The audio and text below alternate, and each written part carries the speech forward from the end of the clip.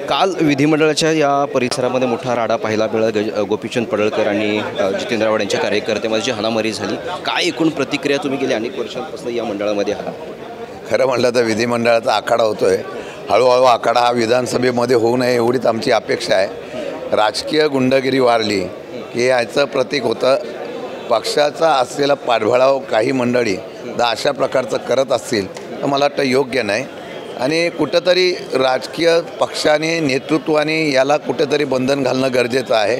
नाही तर भविष्य काळामध्ये आपण बाकीच्या राज्यांचा उल्लेख करतो, बिहार याचा, महाराष्ट्रसुद्धा त्या प्रकारावर गेला तर आश्चर्य वाटायला नको। विरोधकाचा आवाज कुठेतरी दाबण्याचा प्रयत्न केला जातोय का? विरोधकांचा आवाज ऐकलाच कुठे जातो? ना विधिमंडळात ऐकला जातो ना बाहेर पण ऐकला जातो।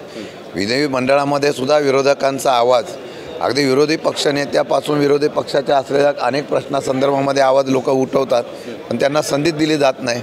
पण काही वेगळं अपेक्षित नाही आहे। कारवाईची मागणी करताय तुम्ही? आता आम्ही चर्चा काढले 289 दावे, बघू काय होतं ते। धन्यवाद तुम्ही आमची संवाद साधल्याबद्दल। हे होते शरद पवार गटाचे आमदार शशिकांत शिंदे। मी गुणवंत दांगड, DRV न्यूज, मुंबई।